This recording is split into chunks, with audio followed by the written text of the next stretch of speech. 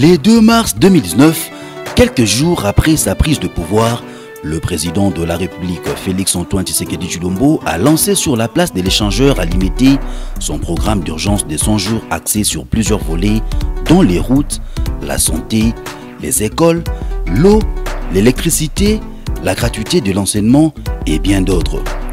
Pour faciliter la mise en œuvre de ce programme, sur instruction du chef de l'État, un comité technique spécifique de suivi a été mis sur pied au lendemain de cette annonce. Ce comité contenait une équipe de supervision composée de 9 personnes, notamment les directeurs de cabinet du chef de l'État, Vita Kamere, le 4 directeurs de cabinet adjoints du chef de l'État, à savoir Désiré Cachemire Eberand, Guilain Nyembo, Getsi Mpanou, Olivier Mondongue et l'ancien ministre des Finances Henri Yave, l'ancien ministre des ITPR Thomas Louaka, l'ancien ministre des Budgets Pierre Kangoudia et Deogracias Mutombo, gouverneur de la Banque centrale. Au-delà de cette équipe de supervision, il y avait aussi une équipe de coordination chapeautée par l'ambassadeur itinérant du chef de l'État, Nicolas Kazadi. Concernant l'habitat, je vais initier la construction de logements sociaux, notamment des maisons préfabriquées à Maluku, au Congo central, à Bukavu, à Mbujimayi et à Kananga. Ce projet d'une importance sociale majeure a été tiré des tiroirs du ministre du Développement rural du gouvernement Tshibala, dont l'initiateur fut le ministre Justin Bitakwira, comme l'indique cette correspondance datant du 27 février 2018, adressée à la Direction générale de contrôle de marché public. Le 9 mars 2018, le ministre du Développement rural obtient l'autorisation spéciale de la Direction générale de contrôle de marché public pour recourir à la procédure de gré à gré pour la construction de 900 maisons préfabriquées par l'entreprise Samibo, faisant d'une pierre deux coups. À la même date, la Direction générale de contrôle de marché public accordera aussi son avis de non-objection pour la signature d'un contrat y afférent. C'est ainsi qu'en avril 2018, le ministre du Développement rural avait procédé à la signature du premier contrat avec l'entreprise Samibo Congo de l'homme d'affaires libanais Sami Oubala Jamal. Malheureusement, ce contrat a connu plusieurs obstacles et fut classé dans les tiroirs du ministère du Développement rural. Pour répondre rapidement à sa promesse d'érection des logements sociaux, notamment à Maluku, le président de la République a aligné dans les volets habitat de son programme de 100 jours ces projets longtemps restés dans les tiroirs alors que la procédure d'attribution de marché y afférent était déjà suffisamment avancée. La promesse du chef de l'État étant d'ériger 1500 logements sociaux dans 5 provinces, ces projets initialement prévus pour 900 maisons dans 9 provinces fut réajusté prenant en compte la réduction du nombre de provinces à 5 et augmentant le nombre de maisons, impactant ainsi le budget total y afférent. Poursuivant la procédure, le ministre du Développement rural Justin Bitakwira a introduit le 5 juillet 2019 une nouvelle demande d'avis de non-objection à la Direction générale de contrôle de marché public pour la signature de l'avenant pour rendre effectif la nouvelle commande. Le 25 juillet 2019, la Direction générale de contrôle de marché public émet son avis de non-objection pour la signature d'un contrat de commande de 1500 maisons préfabriquées avec la société Samibo Congo de l'homme d'affaires libanais Sami Oubala Jamal. Après la concrétisation de la commande de 1500 maisons, le 20 juin 2019, sur instruction du chef de l'État, son directeur de cabinet Vita Kamere a demandé l'avis de non-objection à la Direction générale de contrôle de marché public pour un projet supplémentaire d'érection de 3000 maisons des militaires et policiers à exécuter en procédure de gré à gré avec la société Ousmane SRL dans le cadre du programme de 100 jours. Le 27 juin 2019, la Direction générale de contrôle de marché public a accordé l'autorisation spéciale de recourir à la procédure de gré à gré pour l'érection de 3000 maisons préfabriquées en faveur de militaires et policiers de la ville de Kinshasa par la société Ousmane SRL au coût repris dans sa facture numéro 030/2019 du 11 juin 2019. Le 11 juillet 2019, sur instruction du chef de l'État, Félix-Antoine Tshisekedi Tshilombo, se basant sur l'autorisation obtenue le 27 juin 2019 de la Direction générale des contrôles de marché public, Son directeur de cabinet, Vita Kamere, a lancé la commande de 3000 maisons préfabriquées auprès de la société Ousmane SARL. Le 30 août 2019, le ministre des Finances Henri Yave a payé à la société Ousmane une acompte de 2 137 500 $, soit 3% comme mentionné sur le SWIFT de la Banque centrale vers le compte de la société Ousmane à la Robank, et une programmation des paiements a été faite à raison de 5 millions de $ par semaine jusqu'à épuiser le solde. L'acompte de 3% perçu par la société Ousmane lui a permis de conclure le marché des fournitures de 3000 maisons avec l'usine de fabrication Carmode. Avec cette avance de 3%, l'argent que l'État congolais doit à la société Ousmane SARL pour la commande de 3000 maisons s'élève à 54 870 500 $. Pendant ces temps, le port de Matadi accueillait déjà les 300 maisons préfabriquées destinées à la ville de Kinshasa, contenues dans 180 conteneurs, premier lot de la première commande de 1500 maisons. Le 1er avril 2019, le ministre du Développement rural Justin Bitakwira a adressé une correspondance à son collègue des affaires foncières pour lui demander de mettre à sa disposition les sites où il va ériger le 1500 maisons dont le gouvernement venait de commencer la réception. Pour Kinshasa, il est à rappeler que le site annoncé initialement par le chef de l'État dans son discours à l'échangeur de l'imité devait se situer sur la nationale numéro 1 dans la commune de Malo. Le 12 août 2019, sur instruction du conseiller spécial du chef de l'État en matière de sécurité, son directeur de cabinet Djoko Balé Kongolo a demandé par une correspondance à l'homme d'affaires libanais Sami Jamal de mettre à la disposition de la présidence de la République un premier lot de 300 villas dont 200 des 2 chambres et 100 de 3 chambres destinées au camp Tchachi. Ce qui signifiait que la commune de Maluku n'était plus bénéficiaire des 300 maisons destinées à la ville de Kinshasa, comme annoncé initialement par le chef de l'État. Ayant obtenu le site tant réclamé, les ingénieurs de Sanibo SARL et ceux de son partenaire Carmode, venus fraîchement de la Turquie, ont entamé les travaux de préparation de cet ancien champ pour épouses des militaires qui a vu en quelques semaines les maisons préfabriquées y pousser comme des légumes jusqu'à perte de vue. Satisfait de l'évolution de travaux de montage de maisons préfabriquées au sein du camp Tchachi et après avoir lancé la commande de 3000 autres maisons destinées aux militaires et policiers, le président de la République a officiellement annoncé aux élus du peuple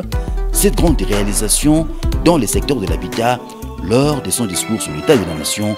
le 13 décembre 2019. Dans le secteur de l'habitat, 1500 unités de logements sociaux sont en cours de déploiement dans 5 provinces pilotes, à savoir Kinshasa, Kasaï central, Kasaï oriental, Congo central et Sud Kivu, à raison de 300 maisons par province.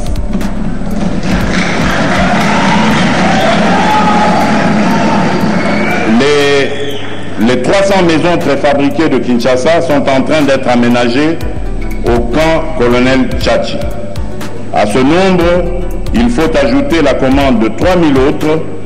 maisons, dont 2000 sont destinées aux militaires et 1000 aux policiers. Tout semblait bien évoluer jusqu'à la prise de commande par le nouveau gouvernement. La suite de la procédure d'acquisition de 3000 maisons et du lot restant sur le 1500 maisons étant maintenant prérogative du nouveau gouvernement, c'est au ministère des Finances que l'entreprise Ousmane s'est adressée pour demander le paiement de son solde en vue de lui permettre de finaliser les paiements de la commande déjà passée auprès du fabricant Carmode. Le 11 janvier 2020, dans une correspondance adressée à la société Ousmane, le ministre des Finances, Sélé Yalagouli, a refusé les paiements du solde concernant les 3000 maisons préfabriquées commandées par le chef de l'État, suivant la programmation faite par son prédécesseur. En plus, il n'a pas reconnu que ce projet était repris dans le programme d'urgence de 100 jours.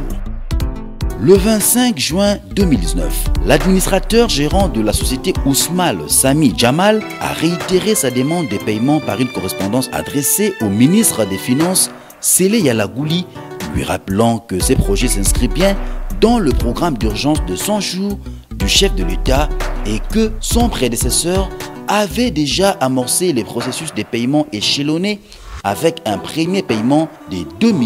137 500 $, soit 3%. Rappelons que la Direction générale des contrôles de marchés publics avait donné son avis de non-objection et reconnaissant bien après vérification que ces projets étaient inscrits dans le programme d'urgence du chef de l'État. Le 3 février 2020, sur instruction du ministre des Finances, son directeur de cabinet a invité M. Sami Jamal le 6 avril 2020 à 10 h à son cabinet pour une séance de travail. Aucune avancée n'avait été signalée après la dite séance. Le 29 janvier 2020, dans sa lettre adressée au président de la République, l'administrateur gérant de Samibo SRL, Sami Jamal, a lancé un cri d'alarme sur ses inquiétudes par rapport à la responsabilité du gouvernement dans la finalisation du projet sur le 1500 maisons en ces termes. Mon alerte consiste à vous rappeler qu'il y a des conteneurs, des maisons préfabriquées qui traînent dans des différents ports, dont 167 à destination des Kananga, qui se trouve déjà au port d'Angola, et cela depuis 2 mois, et 67 à destination de Mbujimaï, qui se trouve au port de Dar es Salaam, et cela depuis 4 mois.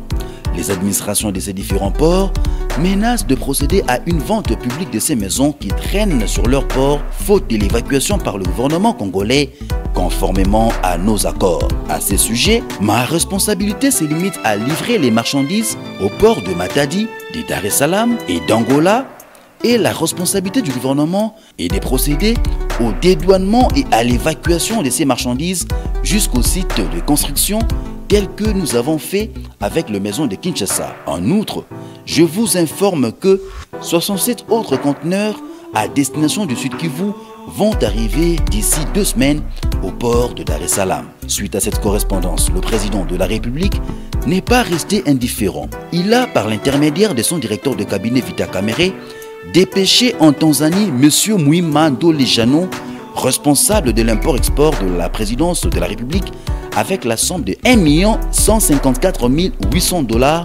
pour procéder au dédouanement de 67 conteneurs retenus au port de Dar es Salaam et pour leur acheminement à Mbujimaï où leur montage se poursuit à ce jour. Le 16 février 2020, lors de la visite du site Kanchachi par le DIRCAB et le conseil spécial du chef de l'État en matière sécuritaire, le constat était que l'entreprise Samibo avait presque fini le montage de toutes les 300 maisons sur le site de Kanchachi, alors que l'Office de voirie et drainage, OVD, n'avait entamé aucun travail concernant sa responsabilité, à savoir le traçage pour l'aménagement de la circulation, de l'évacuation et l'éclairage du site, ce qui a causé un retard énorme dans la livraison du projet. Nous avons déjà commandé les 1500 logements pour la population qui est déjà dans toutes les villes de la République démocratique du Congo. Nous avons aussi commandé les 1000 maisons, 3000 maisons militaires et policiers qui sont déjà à Istanbul, à l'usine, déjà prêtes. Faute de paiement, nous n'avons pas encore amené ça. Et voilà, tout est déjà là pour les 1500 logements sociaux. Nous avons commencé ici, je pense que d'ici 3 à 4 mois, nous on finit notre part de travail. Nous avons besoin de l'OVD qui passe pour nous aider pour la voirie. Le 24 avril 2020, Sami Jamal, le patron de Samibo SRL et Ousmane SRL, est arrêté par le parquet général de Kinshasa Matete et est transféré à la prison centrale de Makala. On lui a reproché le détournement de la totalité des fonds destinés à la construction de logements sociaux, alors que ça faisait plusieurs mois qu'il alertait le gouvernement sur sa responsabilité d'évacuation des conteneurs contenant tout le reste de 1500 maisons abandonnées dans différents ports, et pendant que les 300 maisons du Kanchachi étaient déjà montées sur le site et les 300 autres de Mbujimaï étaient en cours de montage. Il se pose depuis ce jour la question de savoir de quel détournement parle-t-on. Le 3 avril 2020, l'administrateur gérant de la société Ousmane a écrit de nouveau au président de la République en rappel de la commande de 3000 maisons. Sami Jamal a annoncé par cette correspondance que 93 maisons du premier lot de 1000 contenus, dont 32 conteneurs, étaient déjà au port de Matadi depuis 2 mois et il attendait toujours que le gouvernement lui indique les lieux d'entreposage pour qu'il procède à l'évacuation. Par la même occasion, il a sollicité l'appui du chef de l'État pour que le ministre des Finances puisse payer les 54 870 500 $ restants pour lui permettre de finaliser la commande et la livraison auprès du fabricant Carmode. Toutes ces demandes sont restées sans suite jusqu'à ce jour. Par contre, le 8 avril 2020, alors qu'il n'était invité au parquet général de Matete que comme renseignant dans les enquêtes sur le projet de son jour, le directeur de cabinet du chef de l'État, Vita Kamere, a été arrêté et conduit la même nuit à la prison centrale de Makala. On lui a reproché un détournement de fonds du trésor public. Le 24 avril 2020, la société Carmode a rappelé à la société Ousmal qu'il venait de finaliser la fabrication de 907 maisons restantes sur le premier lot de 1000 maisons et qu'elles étaient toutes entreposées depuis un mois dans un de leurs entrepôts en Turquie en attente du paiement pour leur expédition en République démocratique du Congo. Le 25 avril, l'affaire de maisons préfabriquées dans laquelle Sami Jamal est maintenant co-accusé avec Vita Kamere et Mouimandole Jano a été fixée au tribunal pour le 11 mai. Il leur est reproché le détournement de fonds alloués à la construction de maisons préfabriquées, à savoir, premièrement, le 57 millions qui a servi à la commande et à la livraison au port de 1500 maisons. Ensuite, le 2 137 500 payés par la Banque centrale à la société Ousmal pour lancer la commande de 3000 maisons. Et enfin, pour le 1 154 800 $ qui ont servi au dédouanement des 67 conteneurs de Mboujmaï qui étaient retenus au port de Dar es Salaam dans les lots de 1500 maisons préfabriquées. Le 11 mai 2020, Vita Kamere, Sami Jamal et Jano Mouima se retrouvent tous devant le juge sans connaître préalablement le contenu du dossier qui les accuse. Un vice de procédure juridique qui ne peut pas favoriser un procès équitable. D'où le renvoi de la poursuite de l'instruction au 25 mai 2020. Pendant ce temps, alors que Jano Mouima comparait en homme libre, toutes les demandes de mise en liberté formulées par Sami Jamal et Vita Kamere ont été rejetées. Espérons que le verdict final de ce procès sera basé sur les arguments aussi clairs que l'historique de cette affaire que nous venons de vous présenter.